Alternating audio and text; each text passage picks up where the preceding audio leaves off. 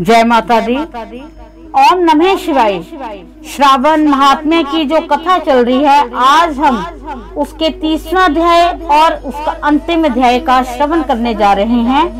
भगवान शिव की कृपा से बड़ी सुंदर कथा चली है, बड़ा सुंदर महात्म्य चला है। तो भगवान शिव हम सब पर अपनी कृपा दृष्टि बनाएं, इसी आशा के साथ हम श्रवण करते हैं 30वां अध्याय। ईश्वर ने कहा कि आपसे मैंने जो कुछ सावन महीने का महात्म्य कहा, वह 100 सालों में भी उस मास का वर्णन नहीं हो सकता।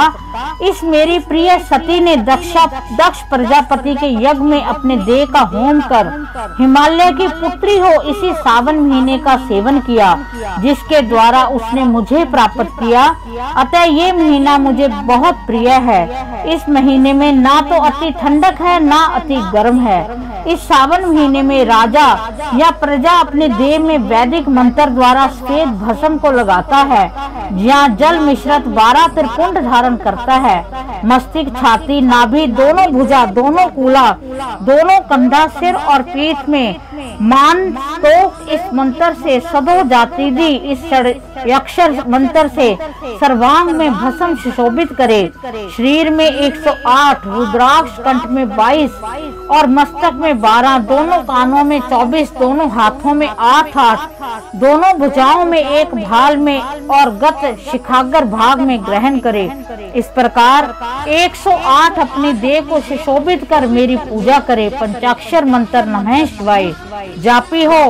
हे विपेंद्र, ऐसा करने मात्र से सावन महीने में वह हम ही हैं, इसमें संदेह नहीं है। सावन महीने को मेरा प्रिय जानकर इस महीने में केशव तथा मेरी पूजा करें। मुझे उसमें कृष्ण जन्माष्टमी अधिक प्रिय है। इसी दिन देवकी के गर्भ से हरि प्रादुर्भूत हुए। हे विपेंद्र, ये मैंने सावन महीने का लेश मात्र महात्म्य कहा है, आप क्या सुनेंगे? सनत कुमार ने कहा कि हे पार्वती, सावन महीने के जिन कर्मों को आपने कहा है, वह सब सुनने के समय आनंद रूपी सागर में मगन हो जाने से तथा बहुत हो जाने के कारण याद नहीं है। हे नाथ, तथ्य रूप से आप कहें, जिस क्रम से आपको पता हो तथा मैं सावन द्वारा भक्ति से ग्रहण करूंगा। ईश्वर ने कहा कि हे समाहित हो, शुभ अनुकर्मणिका को सुनो। शानक का पूर्व प्रश्न है, अनंतर सूत का उत्तर है। सुनने वालों के गुणों की कथा, आपके प्रश्न और सावन मास की निरुक्ति तथा सावन की स्तुति। हे मुने, फिर सब विस्तार आपका प्रश्न हुआ।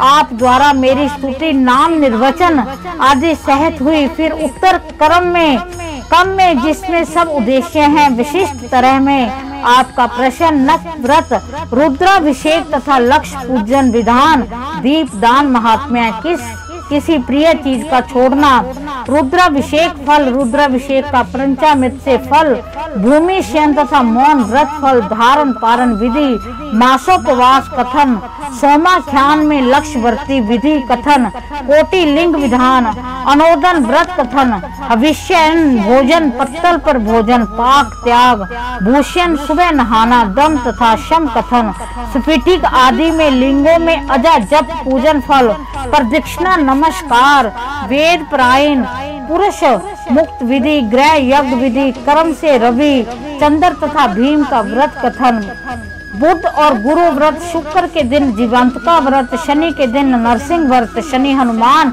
और पीपल व्रत कथन, रोटक व्रत तथा और दुम्बर व्रत महात्म्य, स्वर्ण गौरी तथा दुर्गा गणपति व्रत कथन, पंचमी में नाग व्रत और षष्ठी को सुपोदन, सप्तमी को शीतला व्रत और पवित्रारोपण विधि, नवमी को दुर्गा कुमारी पूजा और दशमी को आशा व्रत, एकादशी द्रय व्रत, द्वादशी को विष्णु प्रेरित पवित्रारोपण, त्रयोदशी को कामदेव व्रत, चतुर्दशी को शिव प्रीत्यार्थ पवित्रारोपण, पूर्णिमा को उपकर्म उपसर्ग तथा श्रवण कर्म विधि, सर्प बलि है, ग्रीव जयंती महोत्सव, सभा दीप, रक्षा बंधन तथा गणेश का संकट नाशन व्रत, कृष्ण जन्माष्टमी व्रत तथा कथा विधि, पिठोर व्रत, पोला संकर्षक, वर्ष व्रत, द्रव्य संग्रह, नदियों का रजस्वला समय, सिंह संक्रांति में गो प्रसव होने पर शांति करक सिंह सावन में दान स्नान युक्त मास महात्म्य श्रवण कथन व्यास पूजा अगस्त्य ऋषि अर्घ्य विधि क्रम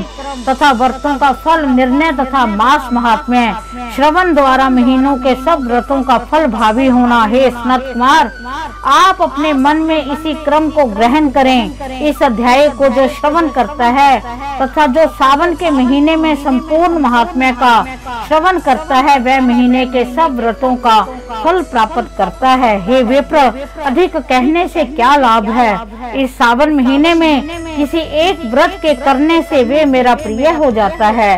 सूत ने शौनक आदि ऋषियों से कहा कि हे देव ऋषिगण, कान में अमृत पान कर आनंदित एवं कृत कृत्य हो गए।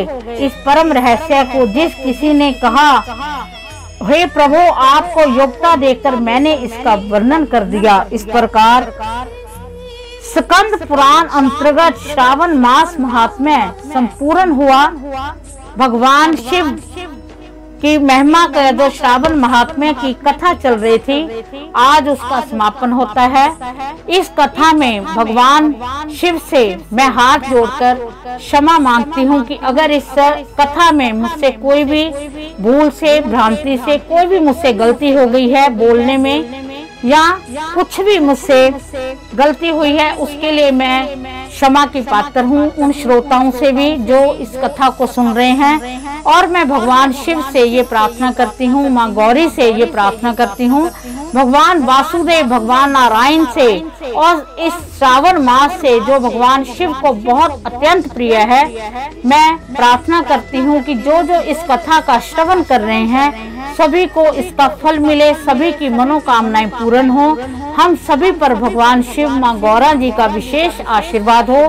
सभी के जो रुके कार्य हैं वो कार्य बने, सभी की मन इच्छा पूर्ण हो और भगवान शिव की अटूट भक्ति सभी को प्राप्त हो। वो अपने चरणों में सभी की हाजिरी लगवाएं। इसी के साथ आप सभी को भगवान शिव का आशीर्वाद प्राप्त हो। ओम नमः शिवाय।